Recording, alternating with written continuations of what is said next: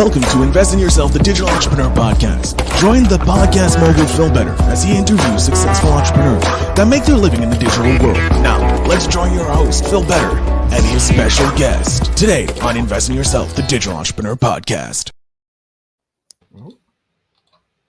Ladies and gentlemen, welcome back to another amazing episode of Invest in Yourself, the Digital Entrepreneur Podcast. I am, of course, your host with the most, Phil Better, and I am very, very happy to talk about our remarkable individual joining us, someone whose journey embodies the spirit of relentlessness, pursuit of excellence, and mastery in the art of communication.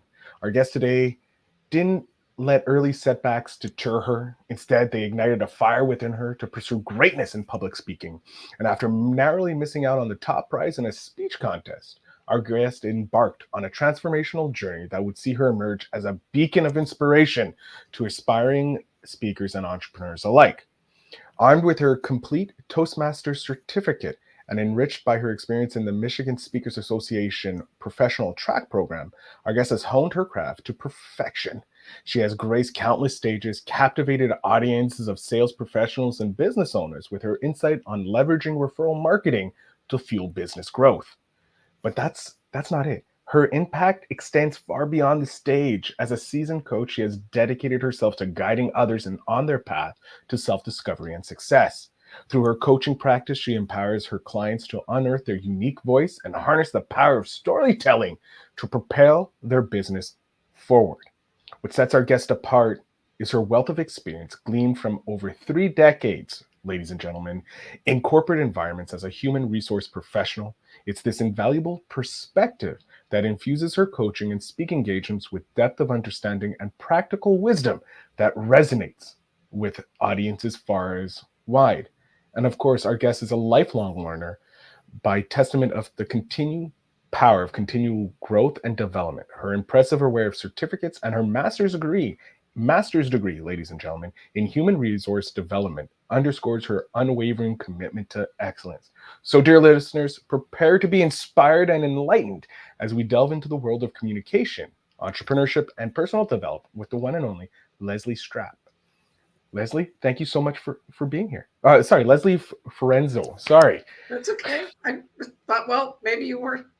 I wasn't done. No, I forgot to put the last name in. So it was Leslie. Strap in for an exciting episode. So Leslie, thank you so much for sitting through that floundering, gracious introduction of you. You're great, Phil. Thank you so much for having me on your podcast. I'm thrilled to be here. It's an incredible pleasure. When I received your request to be on, I was like, yes, I need to have Leslie on. She has experience. She's overqualified to be on this podcast. That's what I actually said. I'm like, I don't know if she's going to feel qualified to be on it. She's overqualified, but I'm glad that you're here, Leslie. Thank you. So we're going to jump straight into it. The first question right off the bat, we know you have 30 years of experience in the corporate world. What made you decide to go, screw that 30 years? I want to be an entrepreneur and to deal with the headaches of life. Well, what is it? Somebody said you have to pick your hard. Being an employee is hard. Being an entrepreneur is hard. So to be truly transparent, Phil, this is my 3rd attempt. I was fired from a job in the early 2000s. And at that time, we had a product that was based on The Greatest Salesman in the World, the book by Og Mandino. It was a training and development product that I wanted to take to market. I was the person that was qualified. So the company that discharged me said, sure, you can have that. Go, bye. So I spent the next 10 years trying to figure that out and wasn't very successful. So had a job offer come back to me. Interestingly enough, same place that terminated me.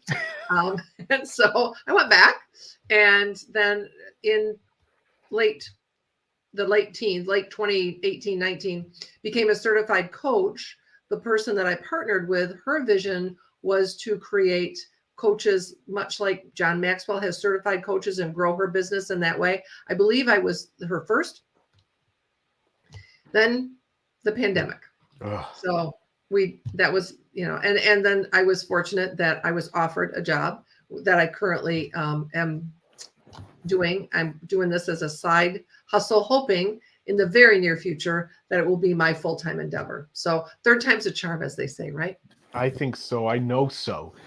third time's a charm. Plus, you're just building experience and knowledge to help your clients through the life, so that they don't have the same hiccups, if you will. That's what I think a coach is. The coach makes all the mistakes so that their clients don't have to, or at least gives them the wisdom to avoid those same mistakes. Well, hopefully, I see a coach as a guide, somebody that might hold your feet to the fire. Because what I know to be true, Phil, is we're really good at making promises to ourselves, but then breaking those promises. And so I feel like a coach can help you keep those promises and guide you along that path to whatever success whatever that looks like for you, because it's different for everyone. And as you said, I think at the beginning, and maybe that was before we got on the show, but the idea that there isn't competition, because I feel like we find the right people for us. We are not right for everyone. We're not going to be a fit. And heaven knows we couldn't serve the 8 billion people or how many on this planet, right? We could it wouldn't be possible. So what I guide my clients to do is in their story creation, in the telling of their story, they will find their right fit client, tribe, whatever you want to call that person. They'll find their followers. And that's what I'm wanting to do with my story. I love it. And it's great because you're showcasing that the world doesn't end when you reach a certain pinnacle of your life, right? Like you have 30 years. Usually people go 25 years, they retire from a business and they're happy, right? You're like, nah, I love working. I want to continue doing it. I want to help people. I want to share my knowledge. I want to leave a legacy, if we will, for the next generation, so that these people, my knowledge just doesn't go to waste.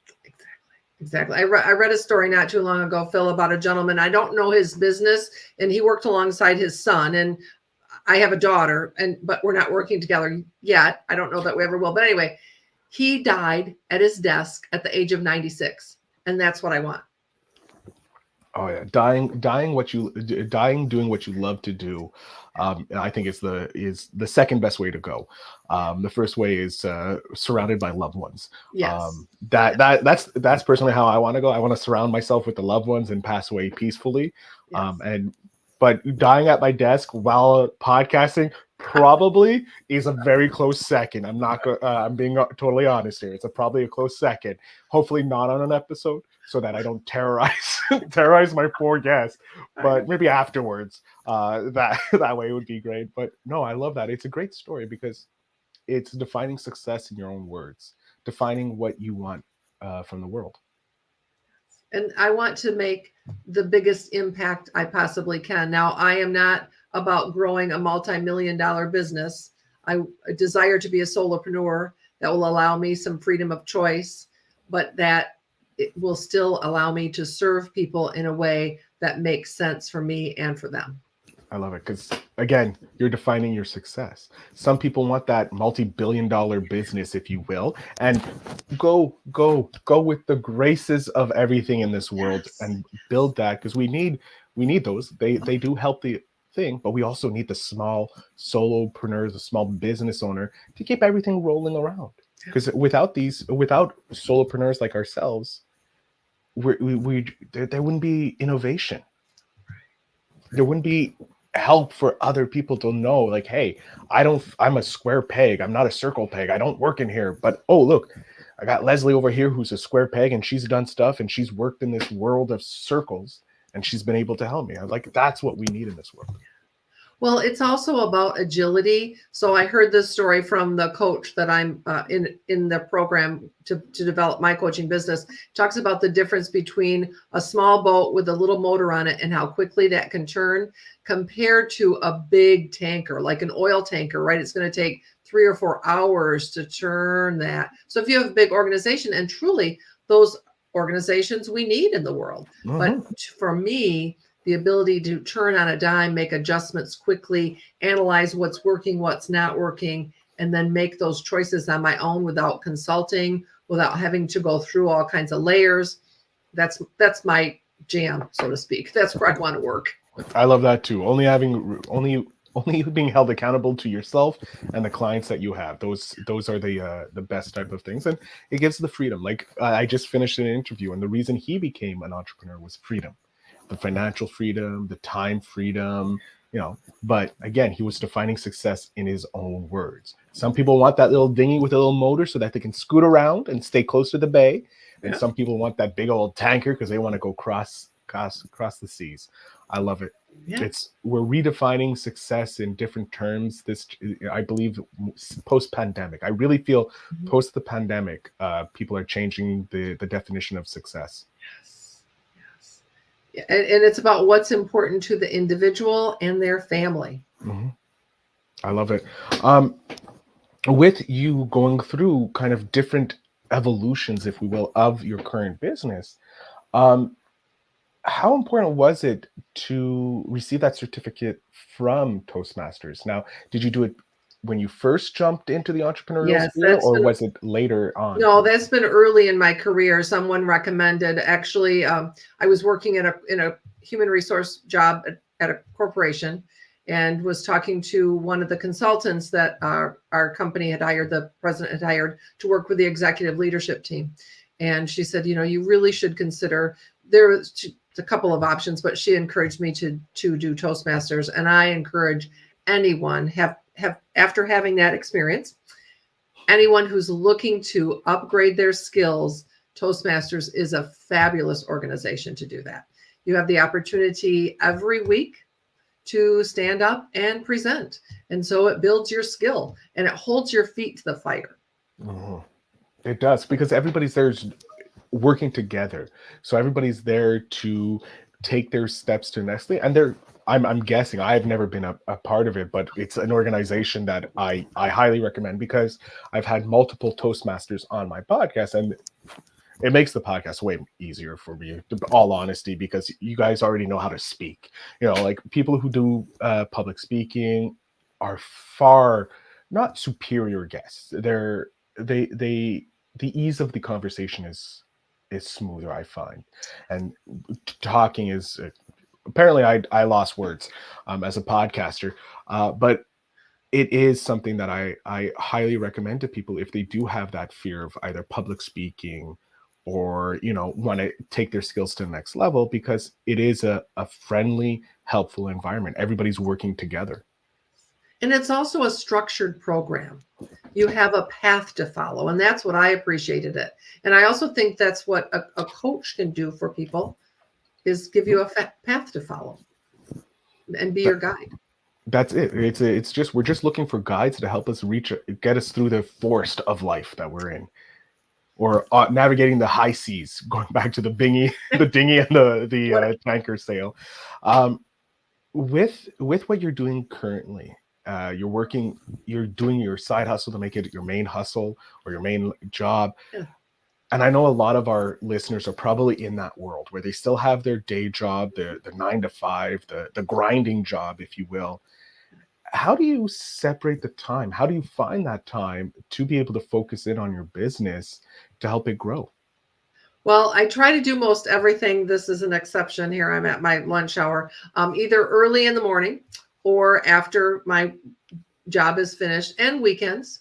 So I do a lot of content creation on weekends, and currently in the process of writing a book that I hope to soon be released. I have an appointment with my book coach to review the couple of final chapters. And so that's been early mornings, writing from about 5:30 to 6:30 every morning on a consistent basis. I love how you pointed out the consistency of this activity, because that's very much needed. Like, if it's anything you're doing, you're going to have to do those consistent actions. Well, that's the challenge. And I think that's what I learned, where I failed maybe the first time around, is I wasn't very consistent in building my business and in talking to people and in networking and all the things, you need to do, all the actions you need to do. Did a whole bunch, and then I'd slack off, and did a whole. And what I've learned is a little every day, just those small steps, and taking consistent action, connecting with people that can help you. Again, if I had it to do over again back in 2002, 2003, I would have hired a coach. I don't know that it was such a popular thing back then. Mm-hmm. Anyway, live and learn. Again, hindsight's 2020. You made the failures, if you will, or the learning opportunities in your life so that you can help others. that already realize, yeah, I need a coach. You're like, I can tell you what it can do without a coach, not success. Well, or very few get that success. very few. Very few. With everything that you have going on, I want to focus in on the investing in yourself, because you've obviously invested a lot in yourself. We have the Toastmasters, you have the opportunities that you've talked about. In your whole journey so far, one, what was the investment that you feel paid off the most? And what advice do you have for people to start that investing in themselves to make themselves a little bit better? Well, it's probably the program that I'm in currently, although I was in a coaching program probably 2017, 2018, when I was a leader of an organization, and that was very impactful. And it got me to write my first book, and got that out on Amazon. But now I'm really at the point where I want to make a bigger impact and again develop this into a full-time profession. So that's what it's helping me do. And they have a philosophy about partnering, and I like that idea of partnering and growing from that perspective. I love that. That's great. I love that. With where you are right now, and with your knowledge from the past 30 years, 3 decades of HR, where do you see the current business presentation coaching world moving going forward? Well, clearly more and more virtual, and having people get better about virtual. I'm always amazed, Phil, how many people show up and they're reluctant to turn on their camera. How in the world am I going to get to know you as a person if I'm looking at your name or your picture on the screen? I don't quite understand why people are so reluctant to. And yeah, I know you're looking at yourself all day. Most of us, right? We're spending more and more time of our day, no matter what our profession, probably not all professions, clearly not 100%, but many, many people are living the virtual life in their work. And it took some getting used to. But again, it's about making connections, and we can do that virtually. It just takes a little bit more effort, and then following up with those conversations where we used to stop by the lunchroom or by the water cooler, when we don't have that now necessarily. So making a point to do that.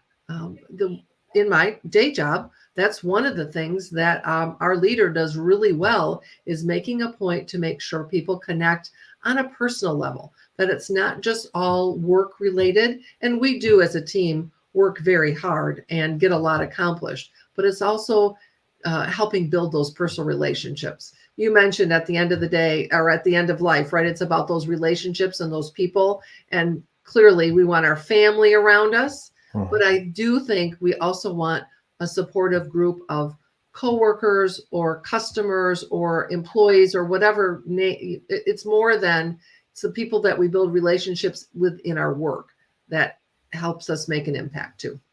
It's very true. It's very true. Having that support, be it your family, be it your loved ones, be it the people that you met on the everyday through clients, customers, all that. We want that a positive support. We just want that to feel, I guess, like just supported. I think that's what everybody wants. Well, you want to be able to go to somebody and say, hey, I need your help. What do you think? Can we toss around either an idea, or who do you know? Is there somebody you know that can help me? And then I believe it's important to come from a place of service. So as I meet new people, whether it's a client or somebody I meet through networking, the question is always, that's in the back of my mind, is how could I help this person? How could I serve them? And then it'll come back to me. I love it. I love that service first mentality, because that's all we're here. We're here to serve and help people grow. I think so. Yeah. With everything you're doing, what is an issue that you see a lot of people who come to you have? Like maybe a single one that stands out that most of the people coming to talk to you and hire you seem to have, or a common theme? Well, a common theme would be the anxiety of stepping out and putting yourself out there, whether it's in person, and in person might be leading a meeting. It might be stepping out on stage. I've worked with some people that have been invited by their franchisor to come speak at the conference, and they were a little, kept saying no, and realized they couldn't say no anymore. But it's that nervousness, the anxiety, helping them get rid of that. The one thing I always talk to my clients about, Phil, whether it's in a single program or my group coaching, is taking your inner critic and changing it into an inner champion. Because we all have this little voice in our head, or most people do, that says, you're not, who are, yeah, it's not you. What do you, and it's not helpful. If you said the things that little voice says to your best friend, they probably would not be your best friend anymore. Yeah. So we have to change that, because it stops us. It prevents us from serving the people we are meant to serve. Because I believe that someone was given a business idea, that they were compelled to be an entrepreneur for a reason. And that's not for everyone. And not everyone has that desire. And you know what? That's okay, because we need people who are very willing to be an employee and be a good employee, no matter what level of the organization. I just can't leave the idea alone. It won't let me alone. Let's put it that way. So anyway, it's biting you like that Rottweiler, that scary Rottweiler. It's just always on you. I try. Anyway, I think it's helping. The theme, I guess, to go back to your question, is just this underlying anxiety. So that comes, I believe, from the self-talk that we have. I'm going to say it was early 80s. It might have been a little bit later, but I read a book that was very impactful on me called What to Say When You Talk to Yourself. Dr. Shad Helmstetter, and he studied self-talk throughout his whole career. And you can find him on YouTube. You can find his books in print, but he talks about the idea of what you say and its impact on you. And so those little voices that are not helpful, we want to change those. And that's the work the first work we have to do. I love that. How you already know that there's first steps going through changing the inner critic, or as you said, to the inner coach, inner supporter, inner cheerleader, whatever you want to, changing it from a negative to a positive. I love that. It's great. And it's great advice for the people listening, to start, just start changing that little voice. When it starts telling you something bad, say, nope. I call mine Hyde. Hyde. After Dr. Jekyll and Mr. Hyde. Oh, okay, yeah. That's how I look at it, because Dr. Hyde was an evil person, right? And it's a bad voice in my head, so he was a bad man. Made it a little easier for me, because telling myself, Phil, you can't think like that. So it's F off, Hyde. I don't need you here. Yeah. Just throw you away. All the evil stuff in there. So yeah, that's how I did it. That's how I beat my inner critic. He's still there. Just like Dr. Jekyll had to deal with Hyde, I still have to deal with him, but I at least I know how to deal. I have identified what it is.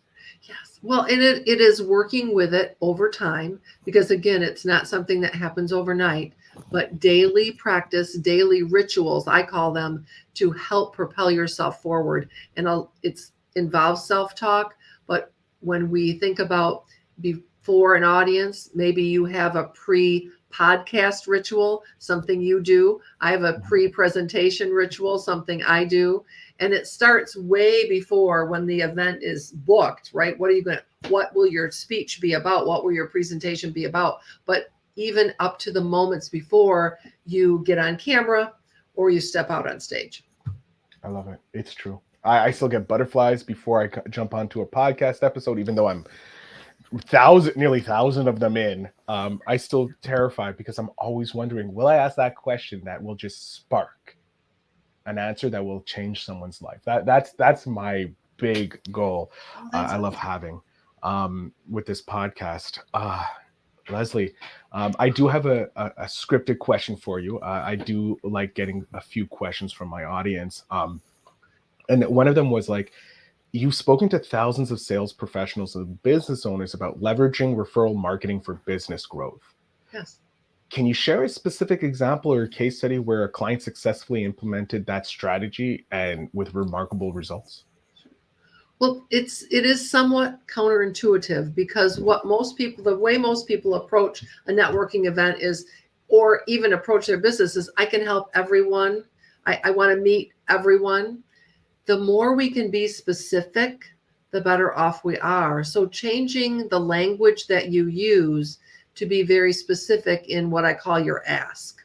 So if I show up a networking event, I've got to show up, I think, with a couple things in mind. A goal. Number one, what's my goal? Do I want to leave with 2 or 3 new connections? Do I want to be introduced to somebody? What am I doing at this event? And then being specific in the request I make. So as opposed to, I want to meet just any business owner. No, I want to meet Phil at Phil's hot dog stand because Phil, I'm making this up, but you get the idea. I love it. I'm a huge fan of hot dogs. So you're making my life right now that I have a hot dog stand. I'm ecstatic. But when I said anyone, any business owner, what came to your mind? Did a picture come to your head? No, there was nothing. No, but when I said hot dog stand, did something come? I mean, other than the fact you like hot dogs, did you have a picture in your head? I had a baseball cap. I was standing behind. I got a little umbrella there, and I'm hawking it on Fifth Avenue. That's where I'm hawking my hot dogs, Fifth Avenue. But that's what you want to do for people. Make it easy for them to refer you by creating a picture in their head of what you're looking for. So it'll activate their reticular activate, RAS, reticular activating system. Maybe you bought a new to you or a brand new vehicle and you drove it off the lot. And all of a sudden, that's all you saw. You're driving your white Mustang and there's 65 white Mustangs and every lane and that's all you see. Well, that is your brain connecting like, I've not seen this before, but now it's in front of me. So help your referral partners, help your clients, make it easy for them, make that connection for you. I love it. It's so true and it's so simple. It's like you said, it's against the grain. It's not like what everybody else thinks. They just like, I just want customers, but who is your customer? Sure. Narrowing it down when you go to a network, what is the main goal? What is the purpose of your network? Are you in this thing? Are you sharing, taking, just being a great person, a support? I love it. It's great advice. We are coming up to the end of this episode, Leslie, and time flew by. I despise. That's the one thing I despise about podcasts. They go by too fast. And that's always when you're having fun. Even 500 episodes, 1,000 episodes later, they still go by too fast. But I want to know, I have your 10-year-old self here, Leslie. She's a gorgeous girl. She has a very nice skirt on, I have to say. Flowers and they're pink and it's all lovely. What's one piece of advice you would love to be able to hand back to your 10-year-old self? Just be tenacious. Don't give up. Just figure it out. Try again. Where there's a will, there's a way. So just don't back off. I love it. Great piece of advice, Leslie. Leslie, I'm going to jump off the screen here. I want you to tell my audience the specific person that you want to work with. I want you to identify them, let them know how they can connect with you so that they can take the next level in their career. Awesome. Thank you. So the floor is yours. So the specific people that I want to work with are what I call newly minted coaches who have gone through a certification program, are excited to launch, but not sure how, and certainly terrified to share their message because they rather hide behind the walls of, let me think about it one more time, or let me just tweak this one piece of content before I put it out there, because we know that will keep you stuck. So find me on my website, which I'm sure Phil will put in the show notes, but it's lesliefiorenzo.coach. And you can download my free tip sheet, or you can book a call, no cost, no obligation. Would just welcome a conversation to see if I can help and if there's a fit. I love it. Leslie, thank you so much again for coming on the podcast and sharing your story, sharing those amazing tips during the episode, because it truly is. Toastmasters is something that everybody should go with, or a speaking organization that helps, that has the reputation that Toastmaster has if you don't have a Toastmasters in your area, but also to describe what your success is. It's amazing, Leslie. I can't thank you enough for your invaluable knowledge. Well, it was my pleasure and appreciate being on your show. To my audience, of course, Leslie already referred to it. The show notes will have all the links to connect with her to make sure that you are able to take your business, your speaking, your presentation to the next level with this amazing coach. So I thank you very much for listening. And as always, remember to invest in yourself.